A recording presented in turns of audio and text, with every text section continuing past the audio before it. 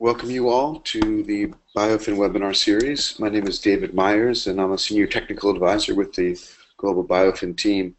And today we have a very exciting webinar which is focused on the Biodiversity Finance Plan.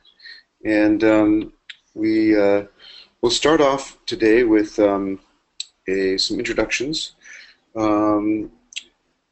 First, I'm going to tell you just a little bit about the webinar series, and then we're going to have a presentation from Simone Bach, who is the regional node for Latin American Caribbean of BIOFIN Global Team, and she'll introduce you to the CBD BIOFIN regional nodes.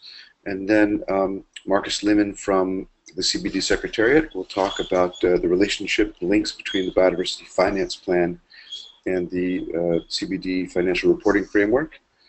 Then we have the main BIOFIN Biodiversity Finance Plan methodology presentation from Max Riva. We will follow that with hopefully around a 30-minute question and answer or discussion session, for which, if you're not familiar with GoToWebinar or GoToMeeting, to ask a question, you have two options. One is to click the icon in the interface that allows you to raise your hand. That lets us know that you'd like to ask a question. We will then unmute your microphone, and when your turn is up, and you'll be able to ask the question. And the other option is to actually write a question into the question box, and we'll be able to go through those written questions one by one and try to answer as many as we can. So just a quick note before we start, which is that this is the fourth presentation, the technical presentation or methodological presentation covering the new workbook. And the workbook is available online, as you probably know, at biodiversityfinance.net. And I just want to also let you know that we've relaunched our website, and it's brand new, and I highly recommend you have a look at it, and has a lot of information and resources on the website. So without further ado, I'm going to pass the microphone over to Simone for an introduction to CBD BIOFIN regional nodes. Simone. Thank you, David. Hi, everyone. My name is Simone Bach. As David mentioned, I'm the Biodiversity Finance Advisor for the regional nodes in Latin America. And I'll talk you through a little bit about the BIOFIN process and the regional nodes specifically. So, the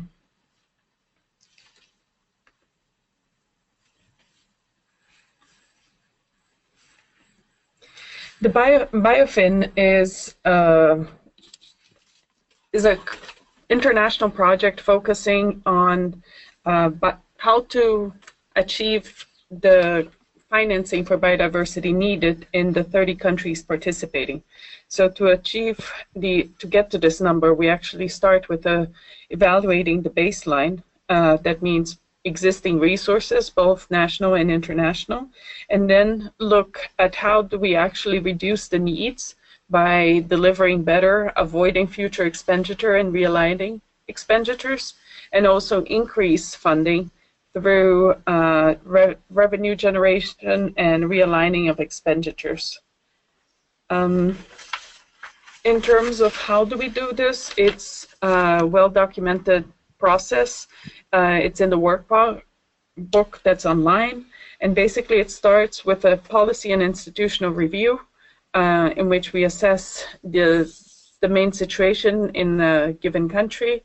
It's followed then by a biodiversity expenditure review, looking at what's already being spent on biodiversity. It then goes into the financial needs assessment, and finally it ends with the Biodiversity Finance Plan. So it's important to note that these steps and data generated are aligned with the components the countries need to report on under the CBD Financial Reporting Framework. Just to give you a little bit more information about the regional nodes, it was officially launched in December 2016 at COP13, and we have one dedicated resource person for each of 3 regions. The first one is Africa, Central Asia, and Eastern Europe. Region 2, which is where I'm working on, Central and South America, as well as Caribbean, and Region 3, Asia and South Pacific. The objective of the CBD BIOFIN regional nodes is to provide countries with knowledge and targeted technical support about the BIOFIN methodology. In terms of what type of support we can give countries, targeted technical support to develop in-country knowledge, participate in these BIOFIN webinars, promote regional knowledge sharing, access and develop knowledge products, develop an inventory of existing finance solutions, and access the global network of biodiversity finance experts. It's important to know that the regional nodes are open to any country that's not currently a BIOFIN country, and it's a demand-driven approach, meaning that to participate, we need an email from interested countries to basically indicating that they're interested in the process. So basically, you just need to send an email to biofin@undp.org with a copy to secretariat@cbd.int. And for more information, here's my email, and also Hervé Barra for Africa, Eastern Europe, and Asia Pacific. As I mentioned, the amount of support and the needs of the countries can vary significantly, but we are definitely waiting for countries that are interested in participating in the regional nodes. So if you are interested, please drop us an email. And thank you. Well, thank you, Simone. I did not mention initially that we will be taking questions and responding to them after all of the presentations are completed. So if you have questions for Simone about the regional nodes, please, you can write them in the question box or save them for later, write them down, and we will we'll be responding to all questions at the end. Now I'd like to pass the presentation microphone over to Marcus Lemon and to tell us about the CBD and how the financial reporting of the CBD works together with the BIOFIN process. Marcus, over to you. As soon as you're ready.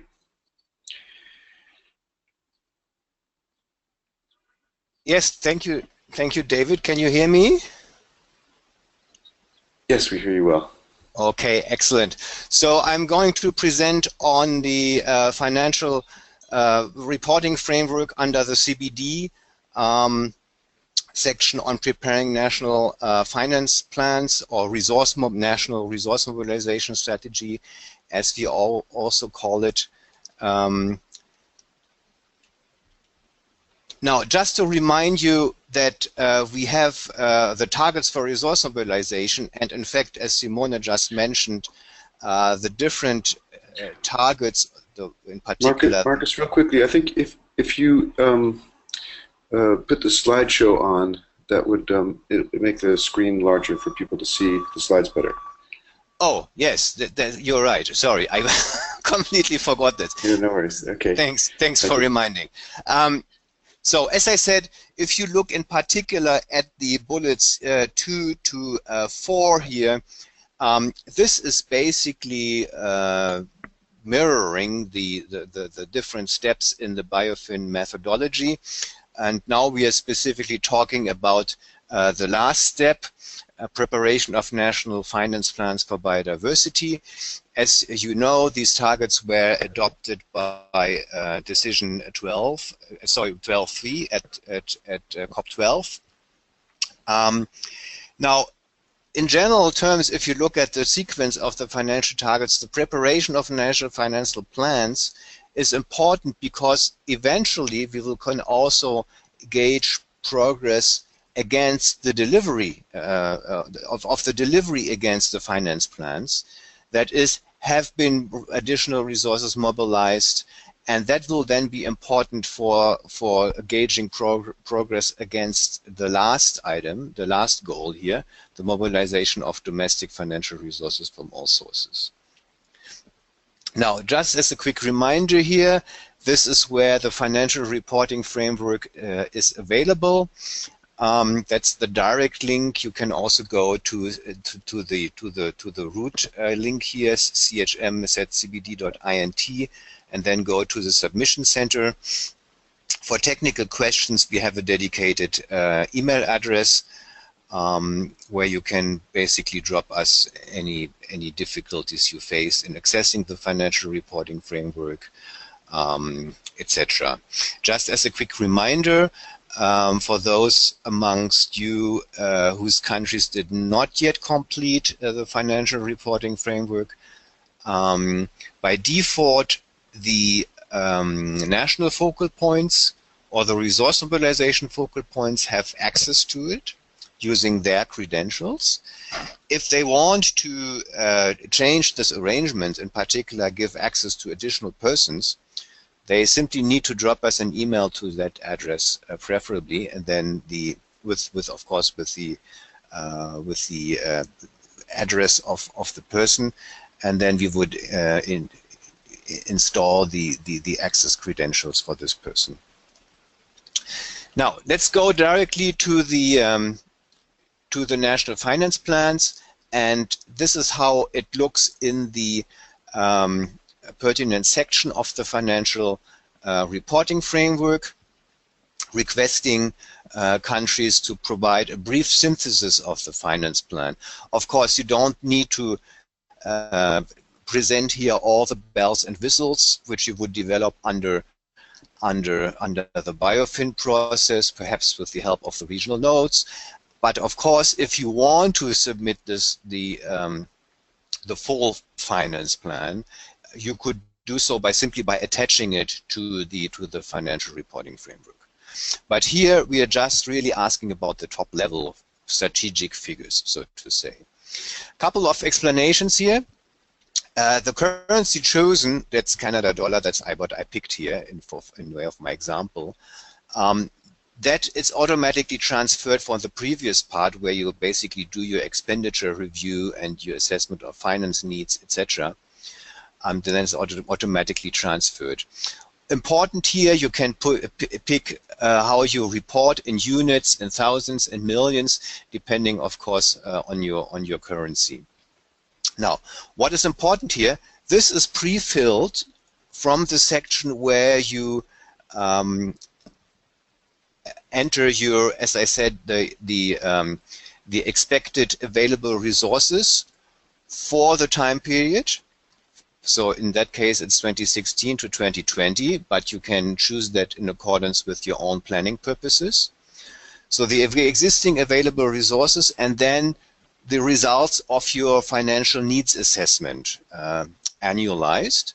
So the difference gives you, in that previous section, the annualized finance gap, the funding gap, and this is then simply pre-filled in this particular section automatically. So what happens is you can then pick as many domestic sources and international sources as you wish. You would complete basically provide the name of the domestic or the international source, and what you expect in terms of additional financial resources over your planning horizon. So you don't need to complete these gray rows, because those will then automatically complete it by adding up the respective sources here. So this is just to provide you with a subtotal. And once you provide the name, the sources and the expecting revenue streams, then the remaining gap here, again, it's shaded gray, so that's calculated automatically. In my example I have here, I chose the domestic sources and the international flows just by way of an example, so that the remaining gap is 0, which could be one outcome. Of course, you could also have, just going back to the slide Simone mentioned, showed earlier, you could also have a remaining gap, and then again, as I said, it would be calculated automatically here. So I just picked a couple of imaginary but possible domestic sources of finance solutions, as it's called in the BIOFIN methodology, and of course international flows here. Now, what is important to distinguish is that you need to enter financial flows which you are quite optimistic or certain to expect in the future. Those would not go here. They would go under the earlier section of expected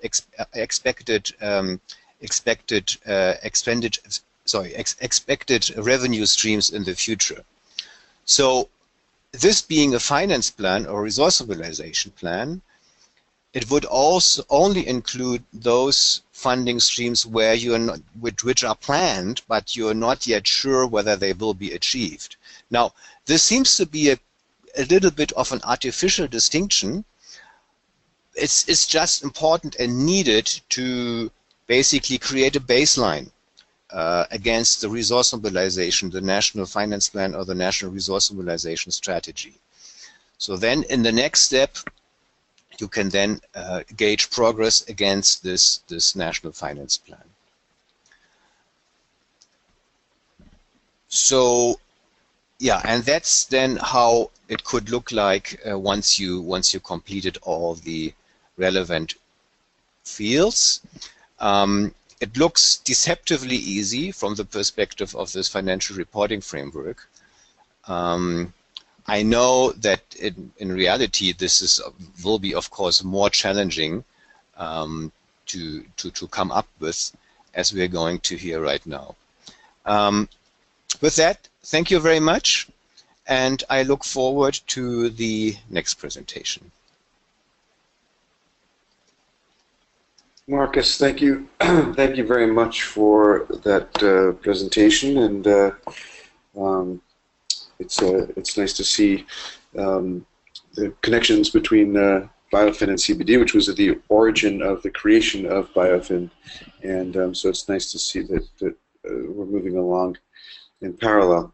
And again, questions for Marcus in the CBD reporting can be done at the end of the presentation. And now, with pleasure, I'd like to pass over to Max Riva, who has been involved with BIOFIN from the early periods and has been leading the development of the finance plan, as well as our information on finance solutions. And Max, over to you. Thank you, David, for the introduction, and good morning, afternoon, or evening to anyone. Just to double check if the slides can be seen in full screen. The slides looking good. Microphone's a little quiet, but pretty clear, so it's perfect. Thank you. So what we will try to do in the next about 25-30 minutes is to get a bit deeper on what we mean with the finance plan, what were the findings from the forerunners, the countries that have started to work on writing the plans, and some experiences and lessons learned from other sectors. But first, a note of caution. As we started BIOFIN process, no country had a finance plan for the biodiversity in its comprehensive and wholesome feature. So this is a learning process as much as for us as the countries we are partnering with in the development of these finance plans. So with that, let's get further into the content. As was mentioned before by Simon and my other colleagues, the Biodiversity Finance Plan is the last product of the BIOFIN process, and probably is the ones that mix what are strong technical inputs with political awareness and acumen, because this ultimately is a lobbying and advocacy instruments that will allow the countries to mobilize and attract additional resources for biodiversity. You can read on the screen the generic provision on the aim and objective of the finance plan, which is to present a coherent and comprehensive national approach to biodiversity finance, including a mix of finance solutions that, as this is a very important point, go beyond the mobilization of additional resources, such as new taxes or fees, but look also at reducing needs and saving and cost saving. It engaged also different actors from the public and private sector to the civil society.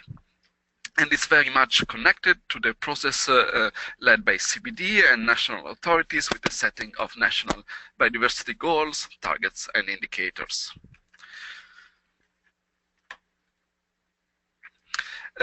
More concretely, what are the objectives of the plan? And I will, in the next slide, define a bit more what is a finance solution. This is a term that sometimes we overuse, and I will just be patient for a minute, is to analyze and prioritize a number of what different constituencies call finance mechanisms, strategies, and tools that might be in place in the countries or that might be introduced. And this technical review and political review is very much into a process that lasts longer towards the drafting and the implementation of the plan. The second important element is the linking of the financial needs, biodiversity targets, and strategies with those solutions. So it's connecting the other elements of BIOFIN assessments with possible finance solutions.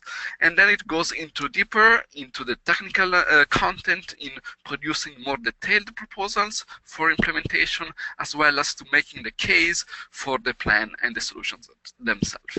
As every plan, it will have to contain objectives, priorities, and milestones, as well as responsibilities and of the different parties. An important note here is that the BIOFIN project and national engagement is very much in support of national processes. So there is no intention of UNDP to own the document or be produced under the UNDP logo. So the objective is for national authorities and national partners to own and present the document and utilize it as much as as much as needed in the country context. So as I mentioned before, what we mean with finance solution, and since we will be using this term very often, it's important to clarify it before. First, to say that is a normative term that we came up to define the whole universe of approaches, strategies, finance tools, finance mechanisms you can think of, from an entry fee to a green bond to new innovation and impact investment. This is the term that describes this universe. It has no specific connotation in itself, and it can be translated and described in a different context in different ways. But there is one specific determinant of why we constitute this universe, which is the BIOFIN approach and what we call the finance results. So every of the solution that we are aiming to suggest as a part of the national stakeholder process discussion is to either reach one of those objectives, meaning either to realign expenditures, for example, moving from a subsidy that is harmful to biodiversity to a greener form of subsidy that can actually help to preserve it. Another of these high-level results is about avoiding future expenditures. So making sure that certain incentives, taxes, or other instruments might actually be able to reduce net need in the future. Because as we know, and as we know the current biodiversity finance landscape, it won't be likely that resources will grow 10 or 20-fold. So it's as much as important to reduce the need as well as to increase resources. Another objective that is highlighted is about delivering better, and this is very much about cost savings, making sure that budgets are spent, making sure that budgets are allocated in the right way, and they deliver the most relevant outcomes.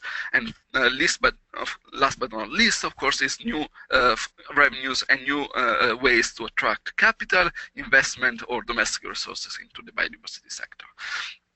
This, in a snapshot, is what the whole BIOFIN process aims to analyze and disentangle, and the way that the finance plan displays this information is in the form of a set of prioritized finance solutions that constitute a comprehensive plan. What are those finance solutions? And here we are, through the BIOFIN initiatives and CBD and with other partners, we are trying to work on building evidence of what finance solutions do work better in different contexts and what are the different opportunities. This information is actually relatively old. It's about 2010, but this is still very much the kind of information on global estimate that we can reach in describing the biodiversity finance landscape. And as we see it is very much domestic driven, and this has been reinforced by the assessments that were conducted by BIOFIN. And it's very much related to the domestic budget decision making and the way that those resources are located. It's also very much related on how the relevant expenditures, for example in agriculture, water, and other related sectors, are provided also in forms of subsidies and other economic incentives, and how those can be reformed. ODA is still important for many countries, as we know, particularly least developed and the smaller economies, and it has a fair share of the pie. And the remaining element is related to markets. Those are related to different kinds of market transactions. Think of payment for ecosystem services, but the actual, in monetary terms, the most resources come from offsets. And the two large circles below is to highlight that most of those resources spent on biodiversity are generated in developed countries, about 80% of it, while only 20% of it is spent in developing countries. And this is contrast to the reality where a lot of the biodiversity assets are actually placed in developing countries. So in order to protect biodiversity, we would probably need to see a change in those numbers in the coming years. So getting back to what the BIOFIN methodology suggests in conducting and leading the process for the establishment and writing of the plan is organized around four main steps. There's a step 0, which is preparatory information and stakeholders engagement, but then the stylized steps can be summarized in the slide that you see now. So first step is about knowing what is there, particularly listing what existing finance mechanisms, tools are in place in the country.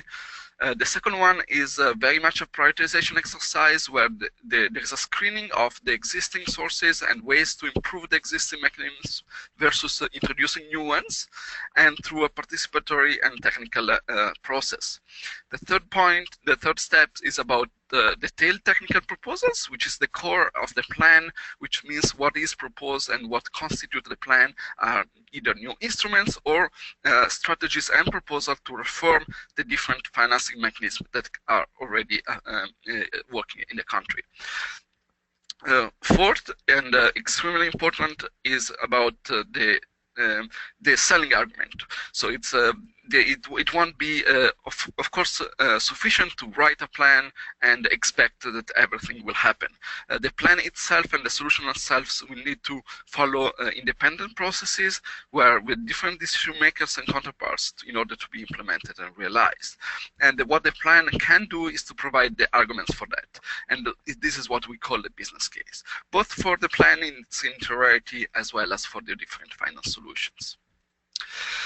This is an example of one of the early, say, forerunners that are completing the BIOFIN process in South Africa, and it similarly follow what has been what I just explaining in a stylized manner, and which is basically reviewing existing materials, engaging stakeholders, pass through different screening methods for the assessment of solutions, and then conduct the detailed technical work. This can be the actual processes will be different in each country. The important part is that the screening, selection, and technical process is strong enough to persuade decision makers. And what are the main criteria that could help to describe and figure out what is the finance plan. And here we identified 4 that should be also always kept in mind while considering and reviewing the plan itself and the different components. The first is the financial adequacy. This relates to the sum of the resources that the different finance solutions that compose the plan can mobilize. And of course, this has to be adequate, or at least to speak with either the identified gaps or identified needs in the MBSAPs or other strategies. So the question is to confirm that the plan is relevant, is the amount of resources we are speaking about is actually meaningful for the addressing the needs.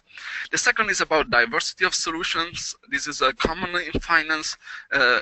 Just betting all your resources in one single instrument is very risky because of several risk factors. So the plan itself could help to make a more diverse set of solutions that would be more resilient to shocks, which may be due to economic growth or other elements that are specific to the solutions. Another important element to consider is the appropriate sequencing. As we know, particularly developing new instruments requires time, while some of the needs may be dire needs might be immediate. So the instruments themselves should be aware of those timelines and be planned in a way that could address both long-term needs and short-term needs. And last but not least is about the biodiversity outcomes. The solutions themselves need to be linked to biodiversity and, more importantly, sustainable development outcomes in order to be relevant for decision makers and to demonstrate that the finance plan can produce results with the money that it intends to mobilize. It's important to keep those in mind as countries that either work on different set of finance solutions or that develop the finance plan, as in the BIOFIN methodology, move along. I will now get a bit deeper with the different each step for the preparation of the plan, and the first one is very much on preparations. So it's to define the scope of the work, partners, the team, and review what has been done before. And this step is actually extremely important, particularly to kind of formalize and define clearly what is the ownership and the status of the document, which might be different, very different in different countries. But it's very important to keep in mind with the discussion with different stakeholders what will be the plan. Will be approved by a decree, will be a strategic plan, will be attached to the NDSAP, will be attached to the development plan, will be attached to the budget. So this is important to make sure that as the technical work evolves, it's also attached to political and policy cycles. As well as important to keep the documents under the correct ownership. What we will find out, and I will provide a few examples, is that the kind of finance solution that may be selected belong to different sectors and agencies. So it's very important that those agencies are brought into the picture as early as possible. It also has to deal with some important questions about capacity challenges and developing capacities, as well as to make sure that while the document is drafted, the attention of policymakers and partners remain high, so that retain motivation and interest, and that possibly some of the activity are even fast-tracked before the formal launch of the plan. Once the background activities and the setup, which for the BIOFIN countries very much rely on previous engagement, is completed, the first step is about the listing of existing and potential solutions, and this is what is already available and provided through desk review and engagement of experts. It very much focuses on the existing mechanisms, tools, and strategies, as well as tries to already identify a few possible solutions that might have been scoped. So here as we said, we can look particularly for BIOFIN countries and also for non-BIOFIN countries who might have done similar reviews on survey, is to look at particularly at the policy institutional review, which listed the different subsidies, revenues, and other finance solutions that are in place in the country. Another important source of information are expenditure reviews, which by means of identifying the different sources and flows of resources to biodiversity. And of course, it can help to identify volumes and to as well estimate future trends.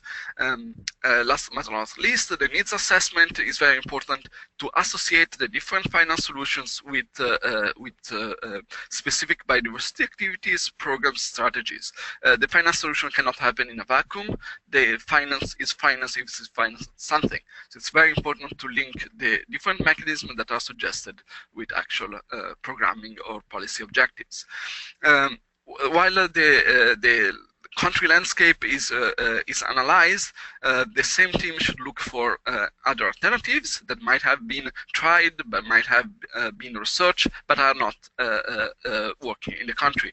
And as part of the global methodological support that was developed by BIOFIN, two instruments can be used to scope for these different instruments. One is the BIOFIN catalog.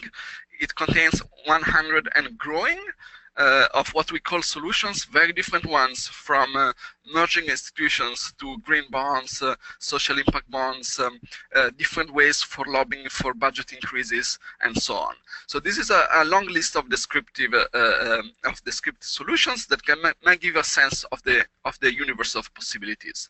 And we are working also on an online platform which is called Finance Solution for Sustainable Development that provide a more detailed review of those solutions. Now about 20 are reviewed, and we're working to expand both the depth of analysis with the Conservation Finance Alliance, as well as the numbers of solutions reviewed.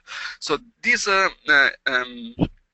listing should provide to some extent the broader framework where the team and the stakeholders will prioritize the solution that will be included in the plan.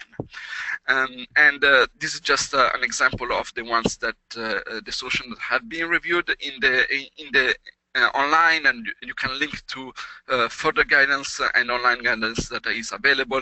As you see, they can vary from bioperspective, from ecological fiscal transfer, different kind of taxes on natural resources, renewable and non-renewables. And you're most welcome to find out more. So once we have generated this initial list with the existing instruments and tools, and the potential one that we would consider for the country. Now it's the most important and critical element, which is the scoping down the work and prioritize the ones that are more likely to work in the countries and produce results. There are different ways to screen those solutions. The methodology and through the data tool and the workbook provides advice, but we must say that those instruments and tools are as good as the information and the experts that made it. So those are generic tools that are used in prioritization of activities and strategies, but their actual results very much depend on the energy and the information that is put into those. We highlight that from the beginning that this screening, while creativity and innovation and all possible out-of-the-box thinking could go in the listing, the prioritization has to be accurate and credible. There is a real need to make sure that what the finance plan includes is realistic, possible, and can be of interest to the prospective financier of investor. Ways to, and those are common tips that for the selection and screening procedures is a careful identification of experts and participants, for validation workshop and engagements, the provision of detailed description and explanatory information from the team, sometimes if information is not provided to the expert or the groups that are supposed to validate the information, we found that the results might not be as satisfactory as we might want them to be. And it's also very important to cross-check, use multiple data entry points to cross-check what would be perceptions, data research and evidence from the countries with what has happened in other countries and a comparable context. And this also can be helped through the online resources that were shared before. What we synthetically describe as the screening and prioritization workshop starts with a potential list that could imaginably be between 50 and 200.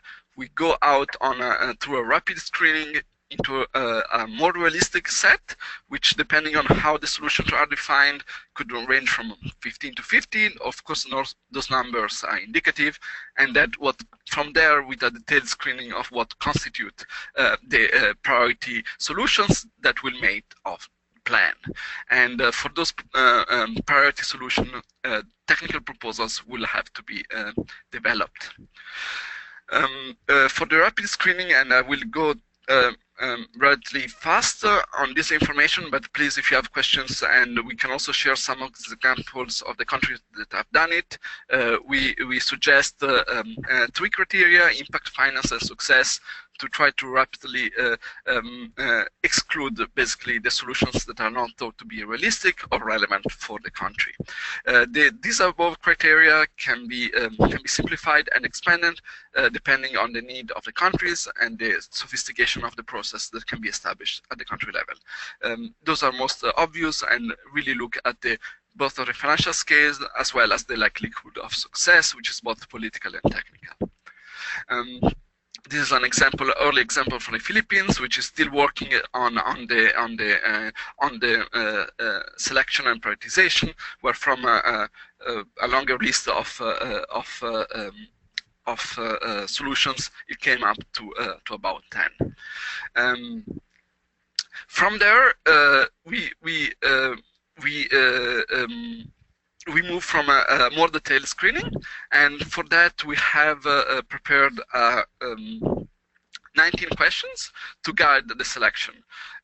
And one way to do that is to score on those different questions. It's important to keep in mind that now you are dealing with a much smaller number of solutions, and that you need to be more accurate in the way that the information is collected and the way that you cross-check the likelihood and possibility of the solution to happen. I give here a sample of those questions. Below you can see them, and of course they're all contained in the methodology. We believe in a situation where the expert team that is composed of the BIOFIN in BIOFIN in each countries provide the technical inputs that is then validated through different means, including workshops and external engagement.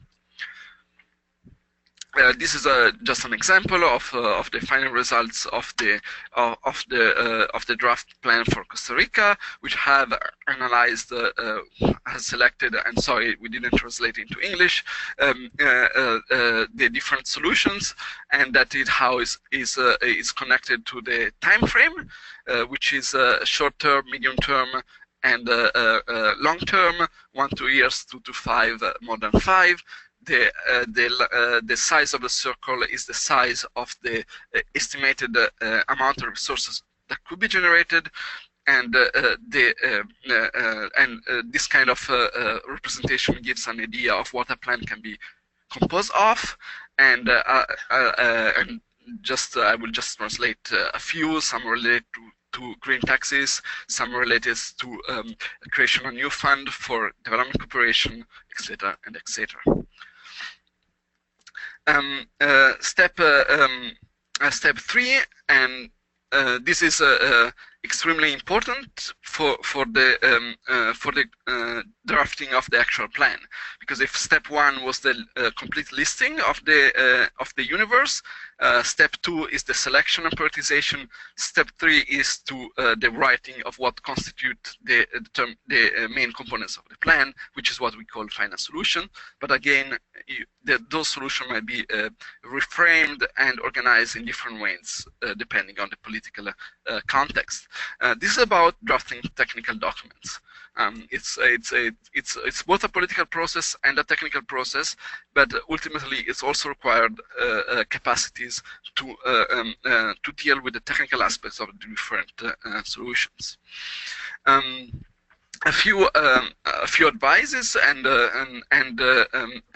early findings from the countries that have started this process is that it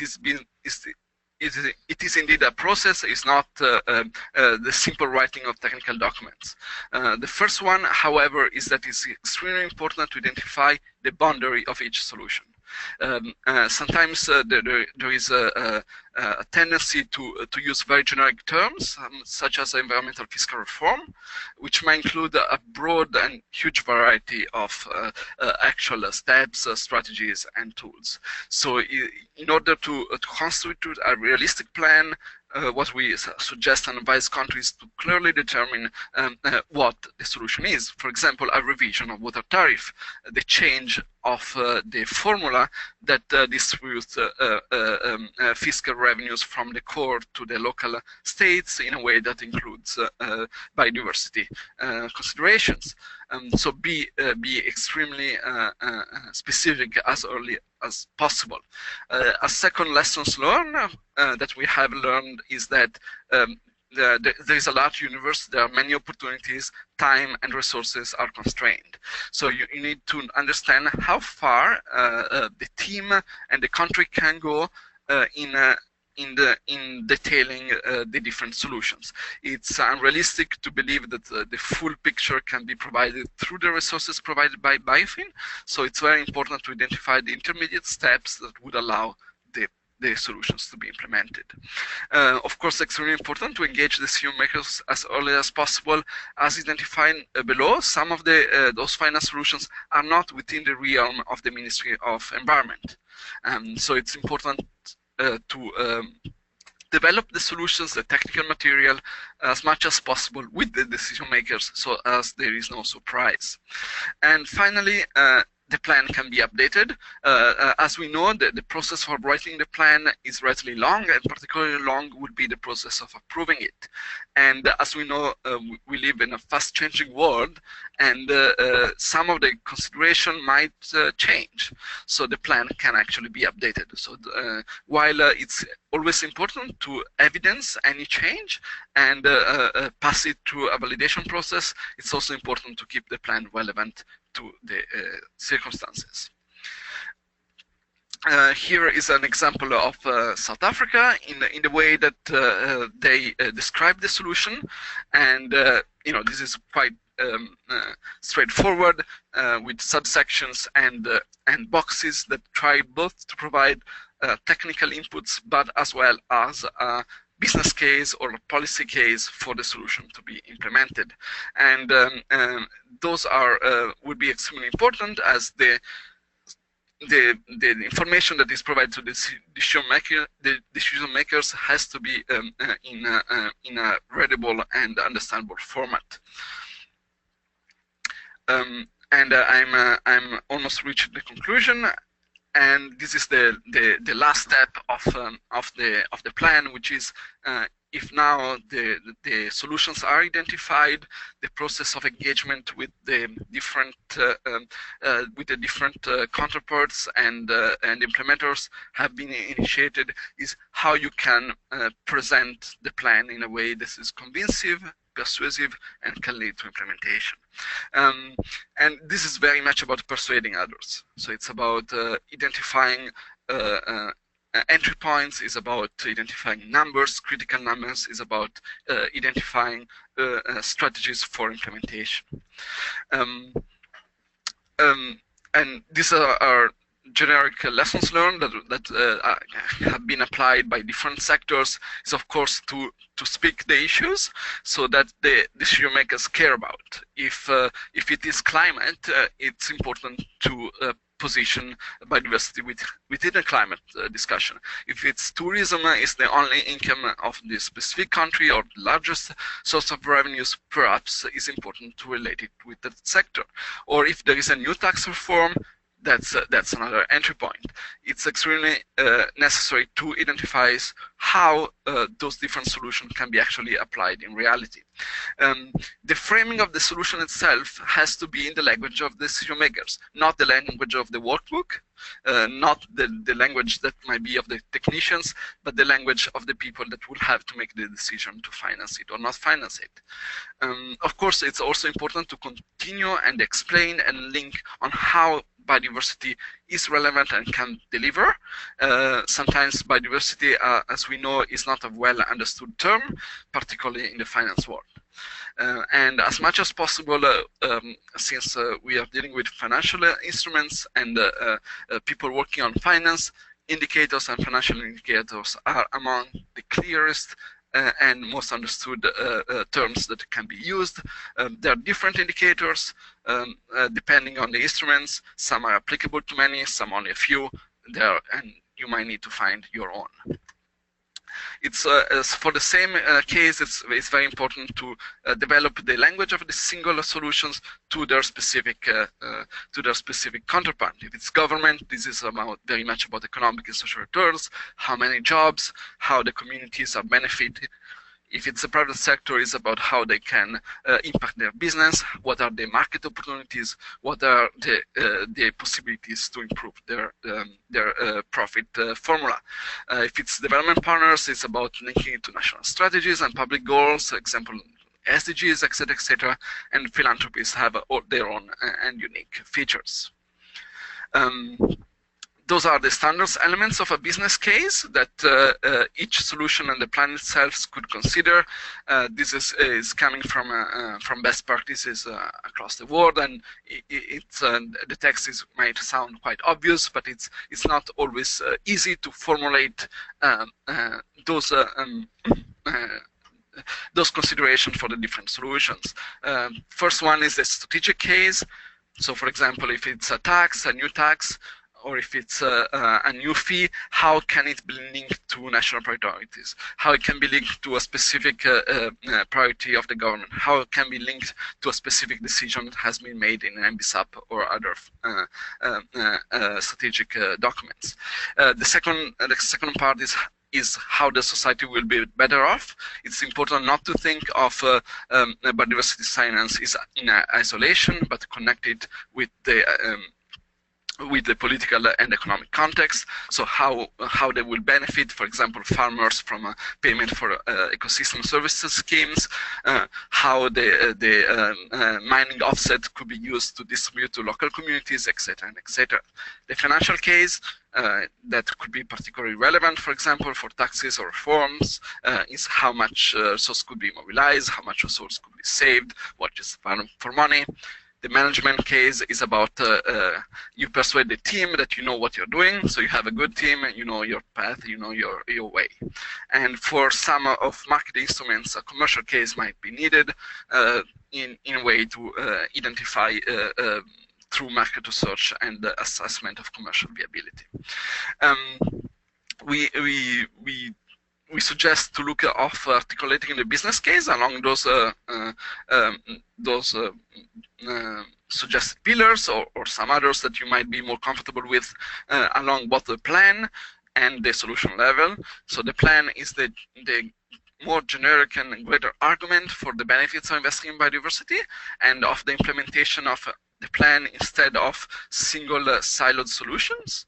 A lot of solutions are often interconnected, and the solution level is more speak to a prioritize and specific follow-up on the different mechanisms selected. So it's much more about technical and financial justification, elaborate argument, and a presentation that speaks to the different decision makers. An example, this is Guatemala, and one one important entry point for BIOFIN was that the government was undergoing a fiscal reform, and one entry point was to align the solution of the plan with the pillars of the fiscal reform. So this is a way to use existing important processes to reach what are biodiversity objectives. So the different solutions were connected and speaking to the main pillars of the fiscal reform, which, as you see from those columns, was related to different reforms in revenues, structuring, subsidies, and other forms of financing. This is just an example. Actually, sometimes deficits and fiscal reform processes are the best ally for introducing biodiversity-friendly measures and solutions.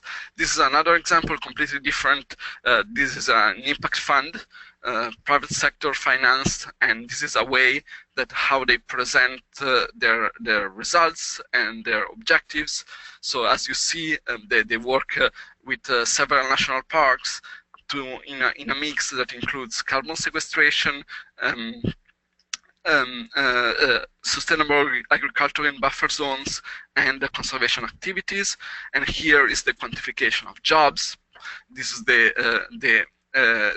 gender elements in reporting on the different impacts of the society. Those are the more of traditional conservation measures that are result. So this is just to give you a sense of different graphics and kind of communication material that can be prepared to present the different numbers. And last but not least is the numbers. As we said, we are speaking very much of financial instruments. So this is the financial return on investment and the social return on investment. So this is another example of a good business case that was put forward and actually resulted in a mobilization of more than 200 million by this private fund. And here I'm about to conclude. I think I took already much time. The last steps is actually writing out a plan and the final transfer of responsibilities. And this is to remind again that this is the final product of the BIOFIN process for the countries that are part of the project, and that is should be very much owned by the government or national counterparts, and preferably adopted through any formal decree or other instruments. It's also the product and report that require the highest level of engagement with external partners, and that that also require for the countries that are benefiting from BIOFIN financing transfer of responsibilities as the project winds down. I will conclude here, and thank you for patience, and looking forward to answer questions.